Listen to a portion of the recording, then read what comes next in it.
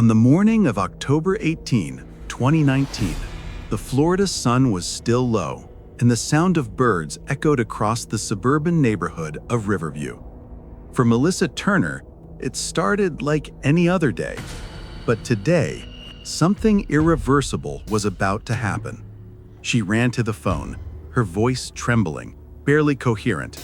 She dialed 911, claiming she had discovered her fiancé, Matthew Trussler, lying unresponsive on the patio, a pool of blood forming beneath him.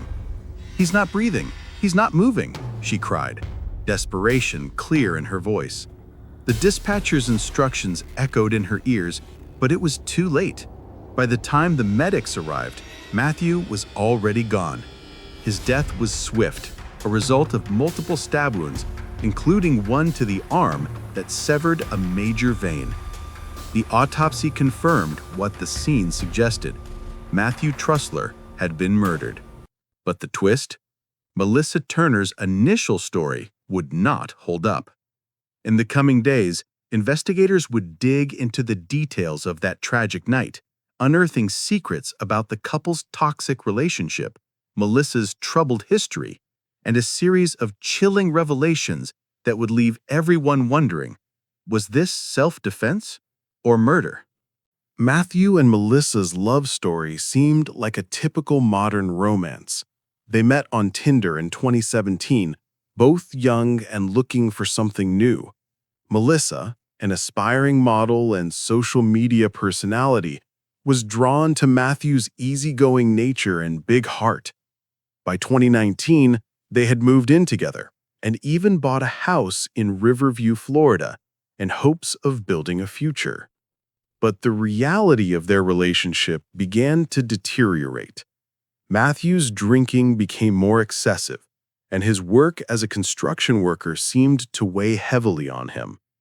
Melissa, a popular figure in the adult entertainment industry, had begun making a living from cam shows, creating videos where she performed for a paying audience.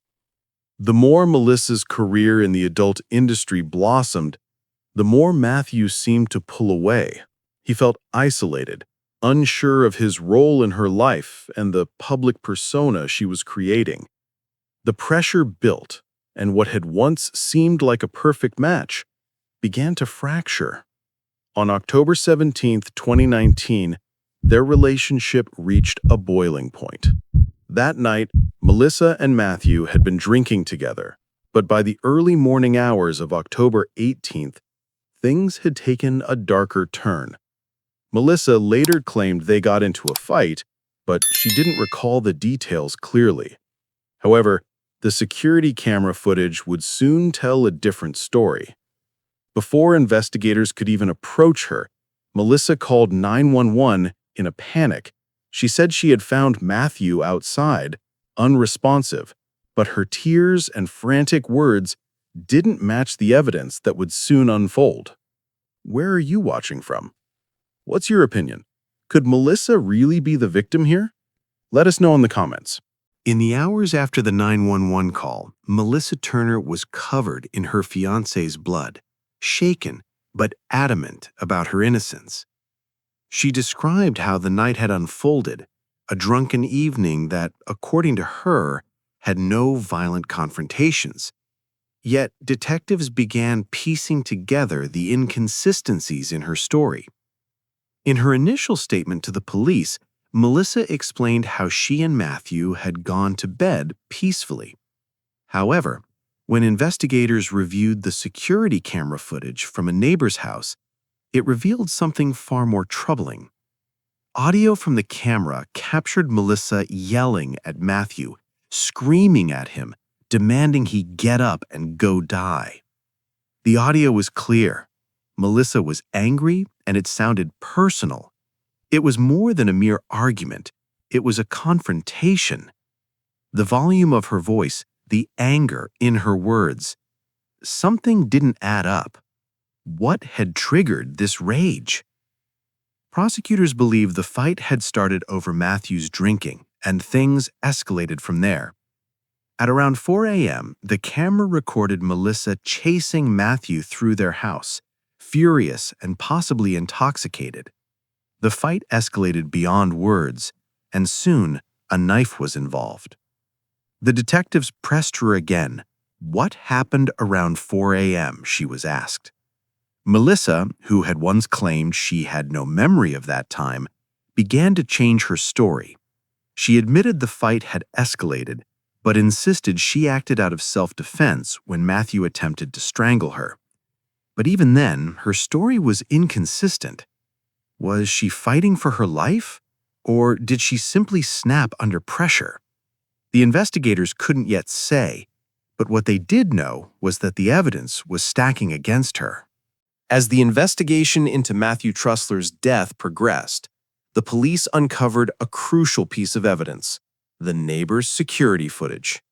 The video showed Melissa following Matthew as he walked calmly through the house, unarmed and apparently trying to escape from her anger. She was chasing him, furious, and the verbal abuse was captured clearly on the recording. Then a stunning revelation. At 4:08 a.m., Melissa's hand was covered in blood, and she was seen standing by the door, seemingly unfazed by the chaos she had caused. The detectives, already skeptical of her self-defense claim, now had the confirmation they needed. Was this a case of self-defense, or was it a heated altercation gone wrong? Despite Melissa's insistence that she acted to protect herself, the prosecution would soon argue that the evidence told a very different story. The video footage taken from inside the couple's home was damning. As the night unraveled on the tapes, the tension between the two became clear. It showed Matthew Trussler walking calmly while Melissa followed him, her body language aggressive and angry. Around 4 a.m., the video captured an angry Melissa rushing toward Matthew with a knife in hand. The struggle that followed seemed one-sided.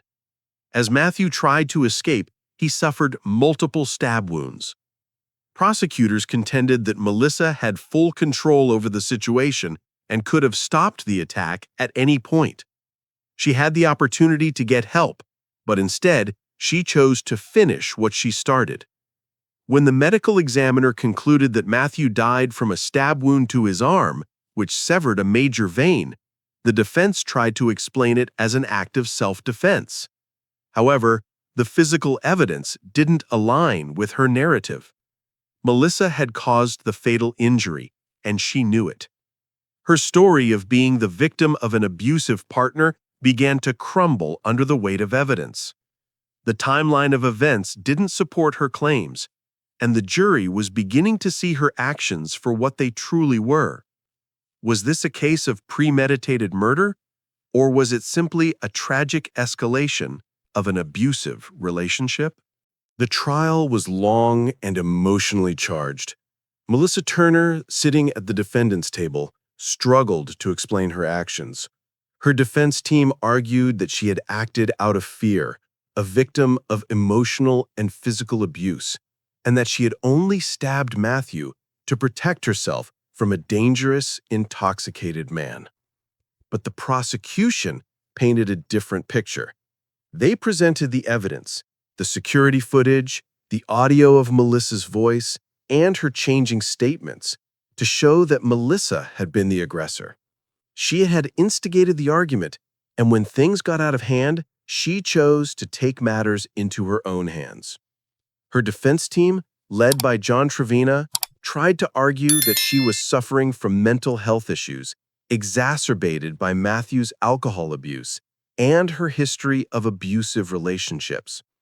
They claimed Melissa's actions weren't premeditated, but were driven by a combination of fear, anger, and exhaustion. But in the face of overwhelming evidence, including her own contradictory testimony, the jury began to turn against her. The trial culminated in a tense, emotional climax. The jury deliberated for 7 hours, and when they returned with their verdict, it was clear: Melissa Turner was guilty of second-degree murder. As the judge handed down her sentence, the courtroom was silent. Melissa Turner, once confident that she had acted in self-defense, was now facing the consequences of her actions. The emotional toll of her decision to take a life was evident on her face as she was led away. Make sure to subscribe if you want more updates on this case and others like it. Our investigations go deeper, uncovering the hidden truths you won't find anywhere else. Melissa's future now hangs in the balance, but for Matthew Trussler's family, justice has been served. His loved ones can finally begin to heal from the trauma of losing a son, brother, and friend in such a senseless way. The case may be closed, but the questions linger. Could this tragedy have been avoided?